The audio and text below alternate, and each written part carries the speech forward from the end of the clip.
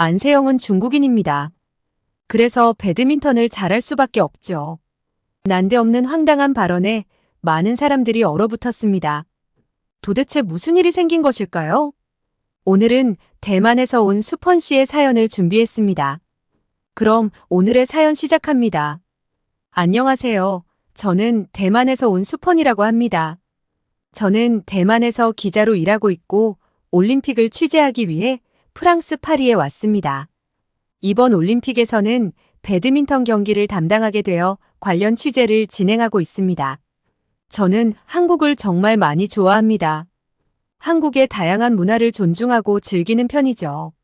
특히 한국의 음악, 음식, 드라마 등 모든 것이 흥미롭고 매력적으로 다가옵니다. 특히 한국의 K-팝에 푹 빠져 있는데요. 아이돌 중에 몬스터엑스의 션우를 정말 좋아합니다. 그의 노래와 춤은 물론 그의 성실하고 따뜻한 모습에 반해 팬이 되었습니다. 사실 션우 때문에 한국을 더 좋아하게 되었다고 해도 과언이 아닙니다. 앞서 말씀드린 것과 같이 저는 파리 올림픽에서는 배드민턴 경기를 취재하게 되었는데 아쉽게도 저희 대만의 배드민턴 선수들은 예선전에서 탈락하고 말았습니다. 그 소식을 듣고 마음이 참 아팠지만 다른 아시아 국가들의 경기를 보며 응원하기로 했습니다. 특히 한국팀을요. 한국 배드민턴 선수들이 뛰어난 실력을 보여줄 때마다 저도 모르게 손에 힘이 들어가고 심장이 두근거렸습니다. 한국 배드민턴 선수 중 잘생긴 이용대 선수를 좋아했었는데 요즘은 안세영 선수의 팬입니다. 항상 끊임없이 노력하는 안세영 선수의 모습이 정말 감명 깊었거든요. 지난 도쿄올림픽에서 안세영 선수는 중국의 천위페이 선수에게 패해 8강에서 탈락했었죠. 그러나 작년 8월 1일 처음으로 세계 랭킹 1위에 등극하며 53주 연속으로 정상을 지키고 있습니다. 이 점이 정말 대단하다고 생각합니다.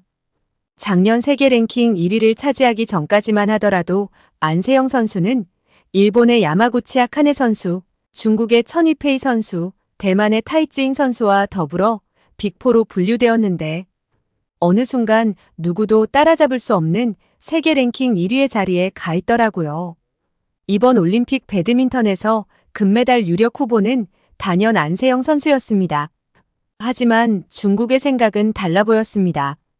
중국팀을 취재하러 온 중국인 기자 칠링은 이번 배드민턴 여자 단식에서 중국이 금메달을 딸 것이라며 으스대고 다녔습니다. 저는 칠링과 어느 정도 안면이 있었는데 칠링은 잘난 척하는 성품 때문에 주변에서 원성을 사곤 했습니다. 그래서 가까이 하고 싶지 않은 사람이었죠. 사실 중국 대표 허빙자오 선수는 기량이 많이 떨어지는 선수인데 이번 올림픽에서 기적적으로 세계 랭킹 2위인 천위페이 선수를 이기는 기염을 토해냈습니다. 덕분에 안세영 선수가 천위페이를 상대하지 않게 되었죠. 칠링은 준중 결승까지 2명의 선수가 올라간 나라는 중국이 유일하다며 배드민턴 종주국은 중국이라며 으스대었습니다. 저는 고개를 저었습니다.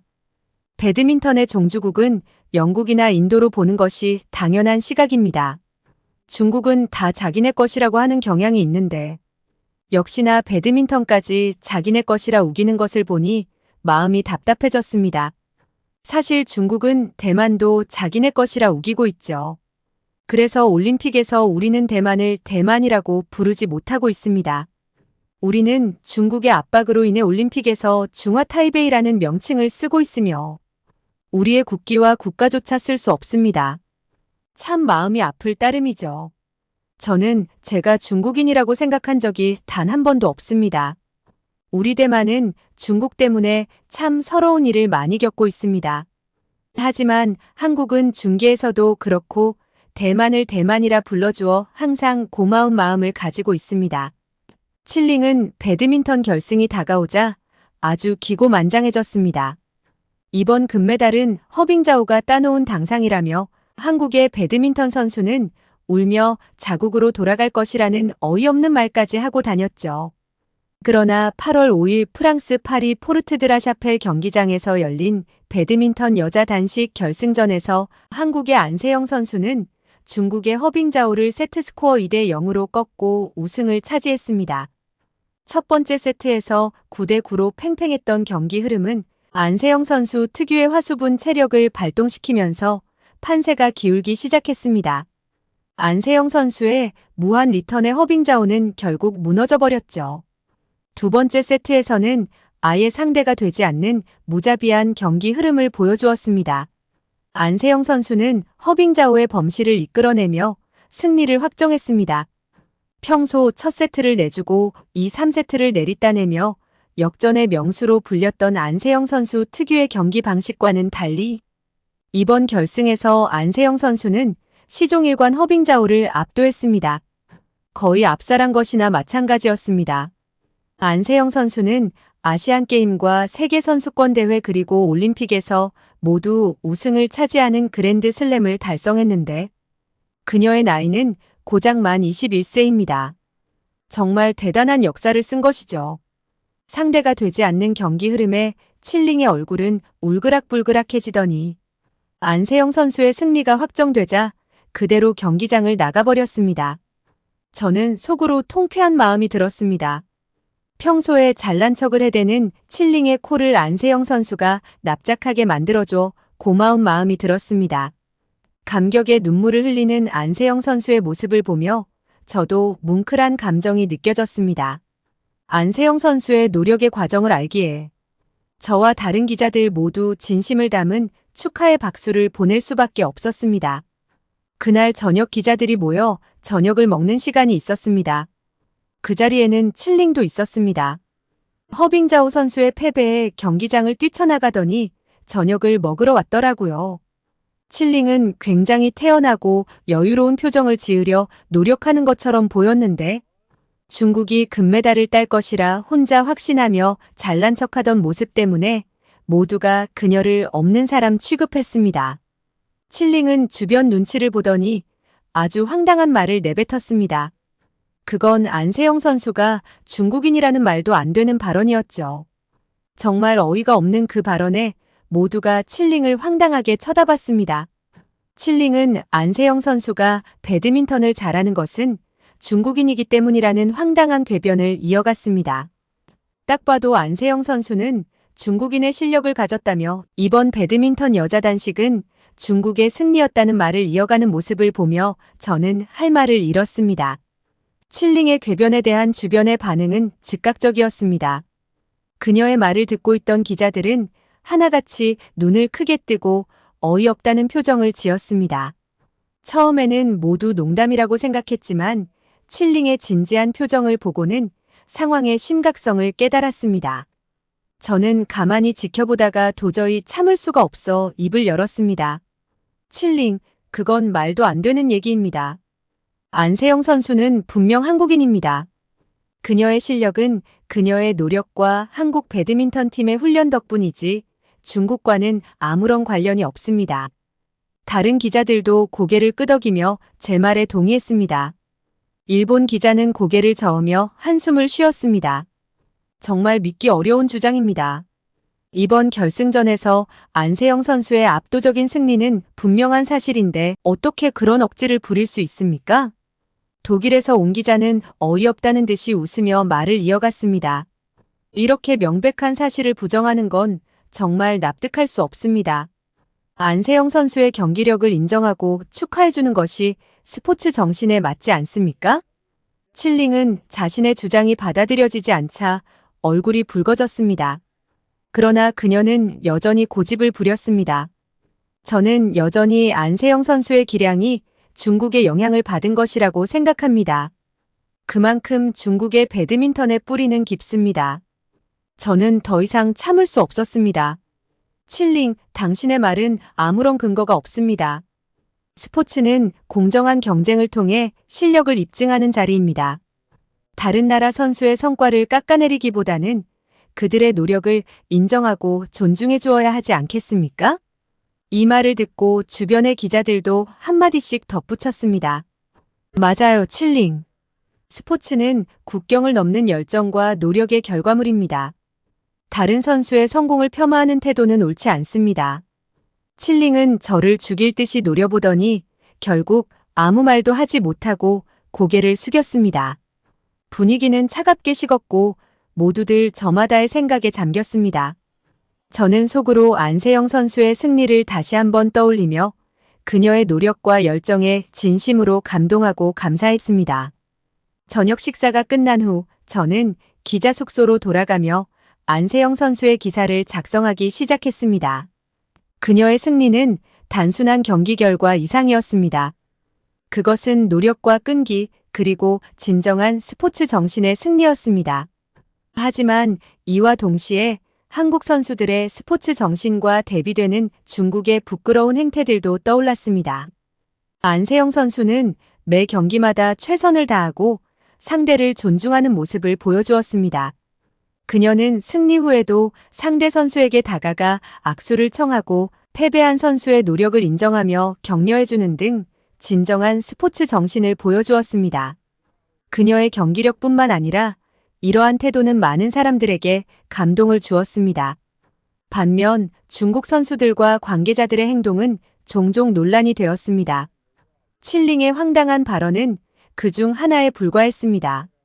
중국의 일부 선수들은 경기 중 심판 판정에 불만을 표시하며 경기 매너를 어기는 행동을 보이기도 했습니다.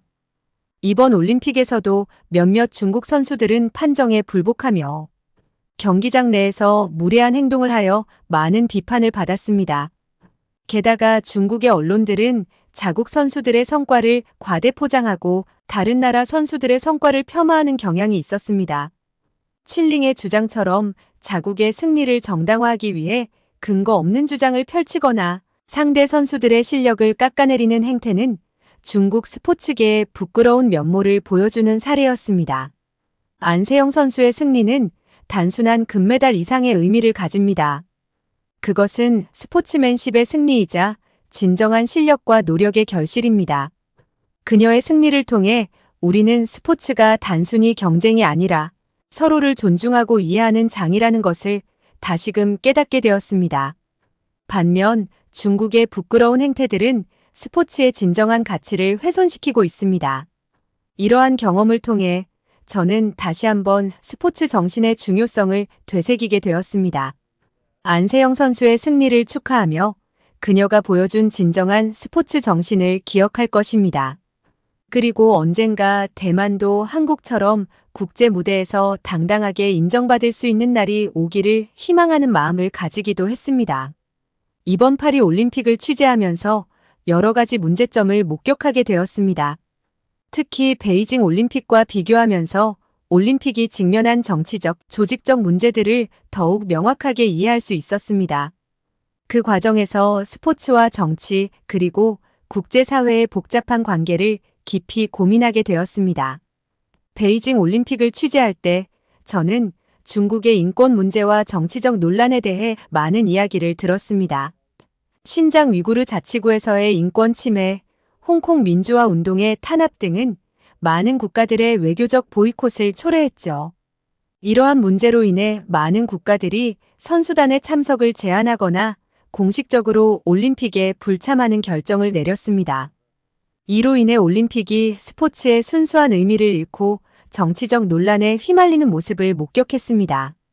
또한 대만에 대한 압박도 있었습니다. 우리는 올림픽에서 중화 타이베이라는 명칭을 사용해야 했습니다. 이는 중국의 대만에 대한 정치적 압박을 강하게 느끼게 하는 부분이었습니다. 대만의 정체성을 인정받지 못하는 상황에서 우리는 스포츠를 통해 자국의 존재감을 표현하는 것이 얼마나 어려운 일인지 체감했습니다. 파리 올림픽에서도 비슷한 정치적 논란과 압박이 있었습니다. 특히 대회 준비 과정에서 일부 국가와 지역의 정치적 이슈가 드러났습니다. 저는 프랑스에서 대회 준비 상황을 취재하면서 파리 올림픽이 정치적 갈등과 이해관계의 중심에 서 있는 것을 보았습니다. 특히 파리 올림픽은 경기장 건설과 관련된 논란, 환경 문제, 그리고 대회 운영에 대한 비판이 제기되었습니다. 파리 올림픽의 조직적인 문제 또한 주목할 만했습니다.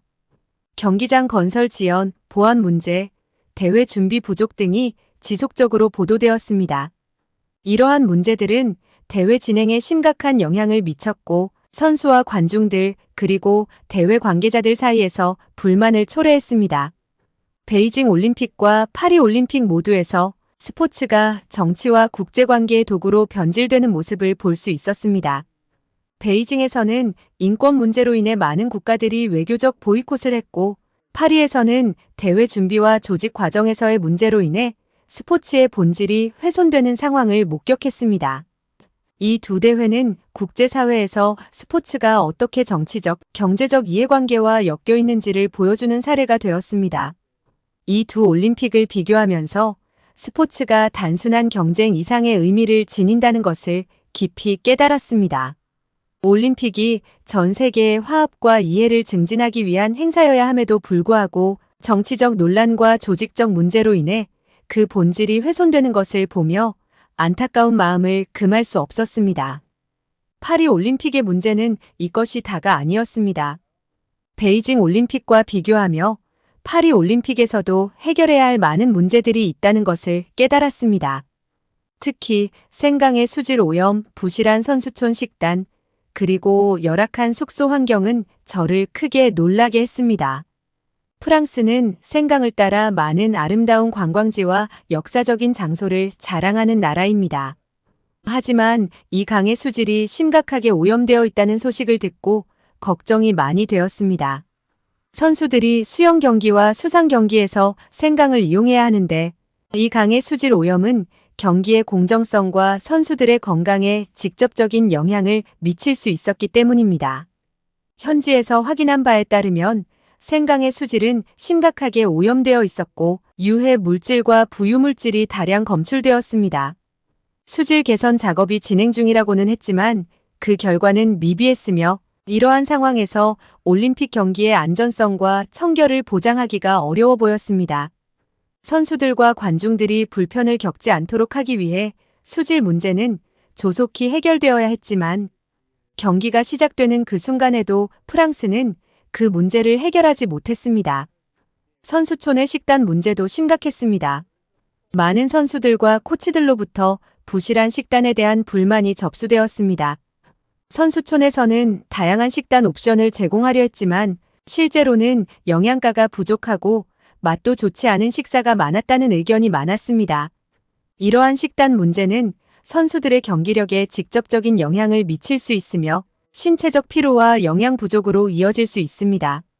저는 선수촌에서 제공되는 식사를 직접 체험해 보았는데 그 질이 기대 이하였습니다. 균형 잡힌 식사와 충분한 에너지를 제공해야 하는 중요한 시점에 선수들에게 불편을 초래한 것은 매우 안타까운 일이었습니다. 이는 대회 준비와 운영에서 심각한 문제점을 드러내는 사례였습니다. 숙소 환경 또한 많은 문제를 안고 있었습니다.